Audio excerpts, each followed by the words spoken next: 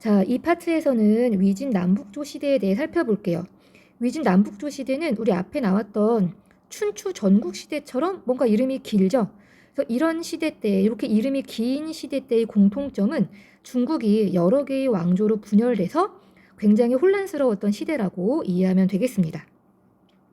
그래서 언제부터가 이 위진 남북조 시대냐면 후한이 멸망한 다음부터, 우리 앞에서 배우기를 이 후한이 황건적의 난이라고 불리는 농민반란으로 멸망한 다음에 중국이 위나라, 총나라, 오나라 세 개로 쪼개져요.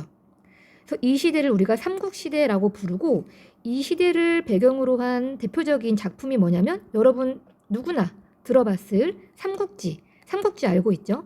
이 삼국지가 배경으로 한 시대가 바로 위초고 시대예요. 이렇게 분열이 됐는데 위를 계승한 진나라가 중국을 다시 통일합니다. 그래서 여러분 이 표를 보는 게 이해가 훨씬 잘 될 거예요. 위에서 나온 진나라가 촉과 오를 병합해서 중국을 아주 잠깐 통일합니다.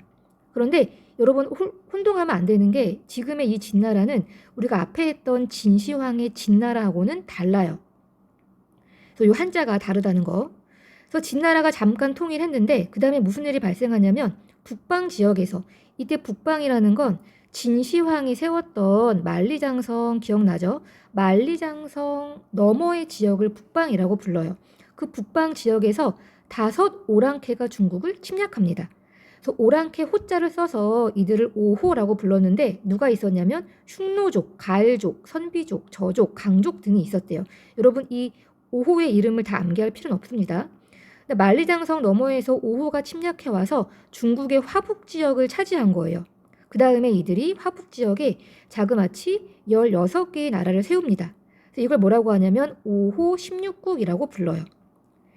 그래서 진나라를 세웠던 중국인들이 화북 지역을 오호한테 빼앗긴 다음에 이 진나라 사람들이 아래 지역으로, 강남 지역으로 피난을 내려옵니다.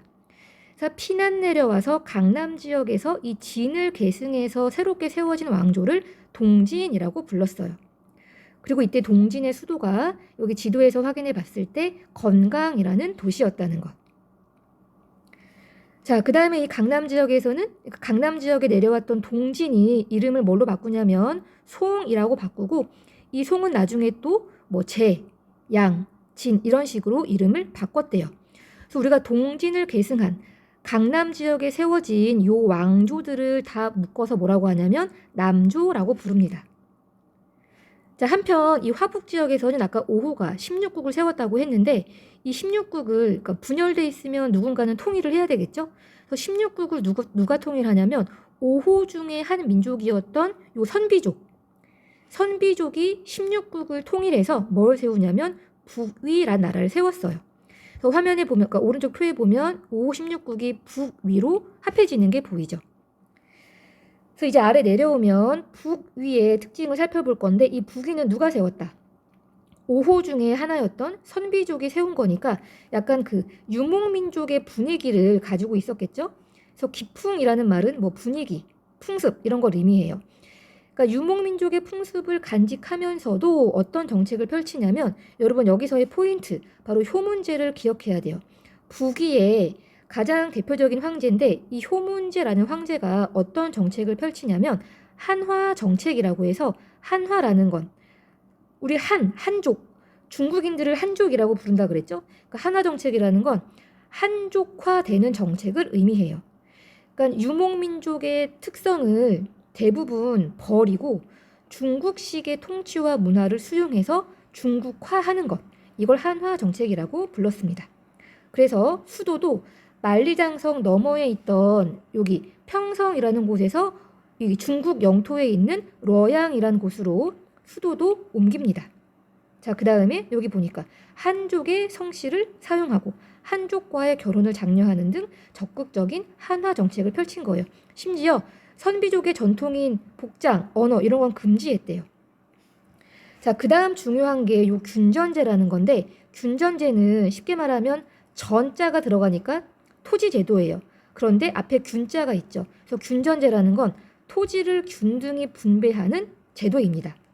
그래서 이 중국에 들어온 선비족한테 토지를 분배하기 위한 목적이 컸겠죠. 또 토지를 분배해주기 위해서 균전제라는 토지 제도를 시행합니다. 자, 그런데 전반적으로는 선비족의 풍습을 버리고 중국에 동화되는 한화 정책 때문에 선비족들이 반발을 하게 됐고 결국은 효문제 황제가 죽은 다음에 이 북위가 쪼개져요. 뭐로 쪼개진다? 동위와 서위로. 다시 표로 가서 확인하면 지금 북위로 통일됐다가 동위와 서위로 쪼개지고 있는 게 보이죠. 자, 한편 이 시대 때의 전반적인 중국의 특징은 그러니까 유목민족과 한족이 섞여 살기 시작하면서 호환 융합이 이루어졌다는 것. 그러니까 호자는 아까 오랑캐 호자라고 했고 한은 중국인들을 의미하는 거라 그랬죠. 그러니까 유목민족의 전통과 한족의 전통이 서로 섞이는 이런 식의 모습이 나타나기 시작합니다.